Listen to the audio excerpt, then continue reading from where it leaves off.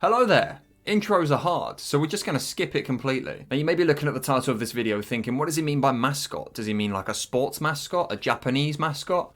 No, it's so much worse than that. So depending on how long you've been around, you may remember Microsoft Office Assistant. And as boring as that sounds, just bear with me a second. The Office Assistant is a discontinued intelligent user interface. Essentially, it helped users through an animated character, which on its own, that just sounds like a cute idea. You know, that could work. The default assistant was this little paperclip named Clippy. Now, first impressions, Clippy just looks like an innocent paperclip that's there ready to help you with whatever you need from this user interface, pretty much just helping you use the basics of Microsoft Office. The idea was to make complex software more approachable for users that had just never used a computer much before. And Microsoft wanted to create an interface that felt human and interactive, breaking away from dry static menus. But let's look a little bit into the story, right? Clippy was developed by Microsoft Bob's team, a product focused on creating a friendlier user experience. While Bob flopped, the interactive assistant idea was carried forward. Research into anthropomorphic characters, giving software human-like traits, suggested that users might feel more comfortable with something friendly guiding them, like a paperclip. Powered by intelligent user interface technology, Clippy used a rudimentary AI system to analyze what the user was doing and suggest relevant actions. For example, if you typed "Dear Sir" or "Madam," Clippy would pop up and ask if you were writing a letter offering help with formatting. So what was the actual problem with Clippy? He sounds amazing. He's not. He's bloody not.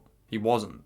He's awful. I'm glad he's gone, for lack of a better word. The early focus groups were overly optimistic, and the actual rollout didn't account for the wide variety of user skill levels. Advanced users found Clippy irritating, while beginners were overwhelmed by its frequent pop-ups. He's basically a spam email before spam emails were a thing. How cool is that? Imagine being one of the first most irritating things on the planet. Clippy was supposed to feel like a helpful assistant, but ended up being intrusive and irrelevant much of the time. Its suggestions were often generic and unhelpful, such as offering to help write a letter when users were typing anything remotely formal. Like, you had to go fully gangster. You had to be like, blood clot, wagwan, because if not, Clippy would be like, are you trying to write a formal, intelligent letter? I can help you with that, because you're not a very intelligent individual, are you?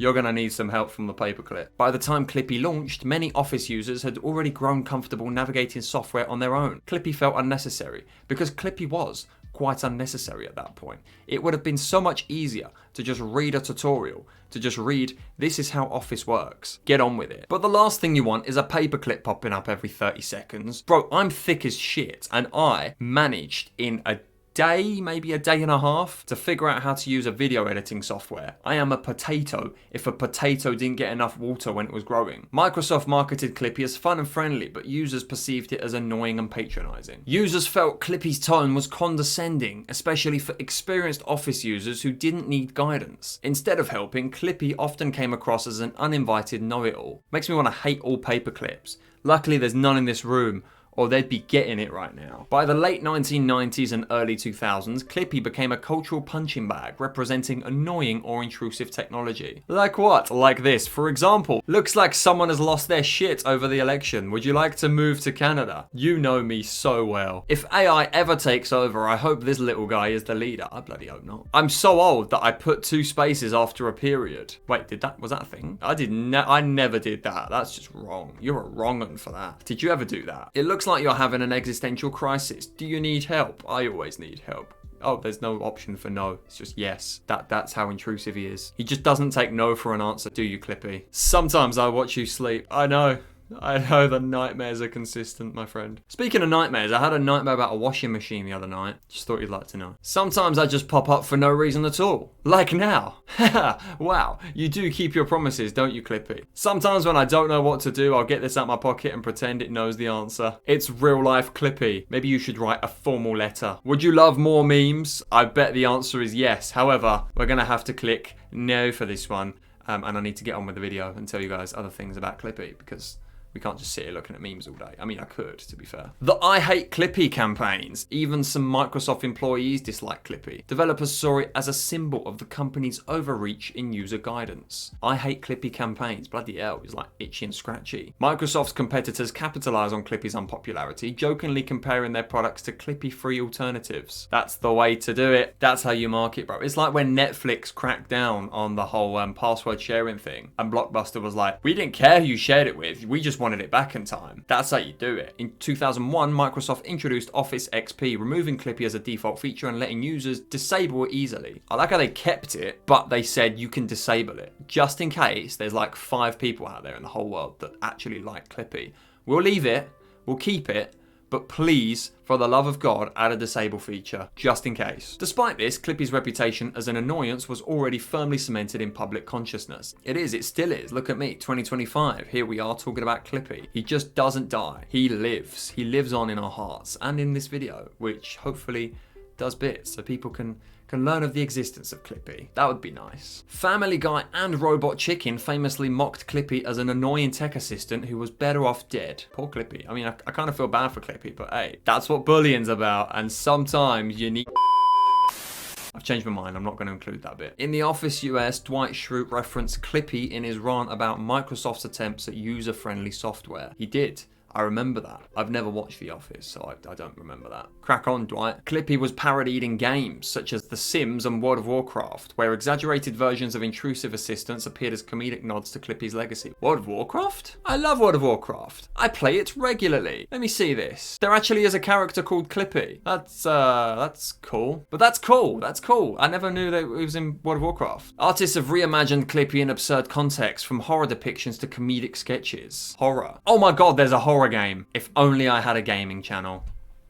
Rats. Look, bro, it's actually Clippy. Scared of Clippy. There's an actual horror game with Clippy. I mean, I'm not surprised. Clippy paved the way for criticism of other intrusive features like push notifications, autoplay videos, and pop-ups. I told you, I knew he was the first. Many of today's tech frustrations are likened to the spirit of Clippy. I've never heard this terminology in my life. Why are we not using this more? I feel like every time you close an ad from now on, it should just be like, goddamn Clippy. Have we just narrowed it? Is this where ads come from? The intrusiveness of Clippy. As time passed, Clippy transitioned from being hated to being ironically loved as a symbol of 90s nostalgia. No, I can assure you we just like taking the piss. We don't love nothing about him, right? Microsoft even leaned into this by reviving Clippy as an emoji for Microsoft Teams and a sticker pack for their productivity tools. What a stupid idea. But there were actually other characters as well. There wasn't just a Clippy. Let me see if I can find them. Oh my god, there's a goddamn wiki. There's a Microsoft Windows XP wiki. So yeah, you had Clippy, marital status married to Rover, date of birth 97. Oh god, he's as old as me. Then you had Dot, who's probably a little bit creepier than Clippy, but species, a red alive ball that helps. Helps what?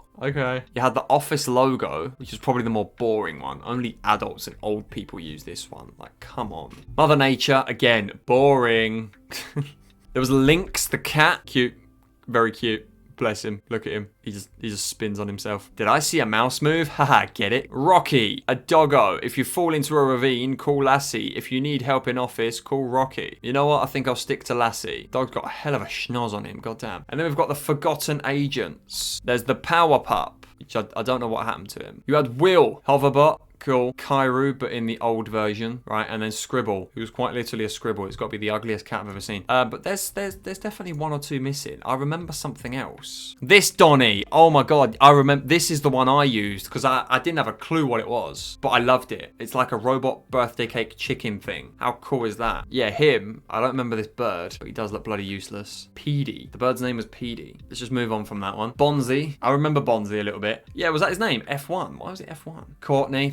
Lame. Clippy was something, okay? He was definitely something. I think Microsoft learned a valuable lesson from Clippy. I learned a valuable lesson from Clippy. It's don't listen to Clippy, because Clippy never really said anything useful. He wasn't really there and much help to anyone that didn't know how to use Microsoft Office. He was more of a distraction for you to not lose your absolute shit when you didn't know something. You could just use him as a target. Like, if something went wrong, you could just be like, fuck off, Clippy, what the hell? So yeah, this was a bit of a random video. I don't know why we've done this. I just wanted to talk about Clippy for a little while. I just thought not many people have talked about Clippy, so I should. Yeah, let's go with that. That's it really. I've not got really much else to say about Clippy. Let me know in the comments if you enjoyed this video. A bit of a random one, I know. I just kind of want to set the tone, so any new viewers, you guys know that there's not really a theme or a topic here. We just kind of do. We think later, and for now we do. If you did enjoy the video, remember you can subscribe because I would appreciate that a lot. And I hope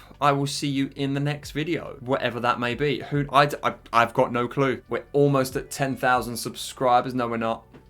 No, we're not. We're miles away, yeah. Take care, guys. I love you all. And I'll see you in a bit.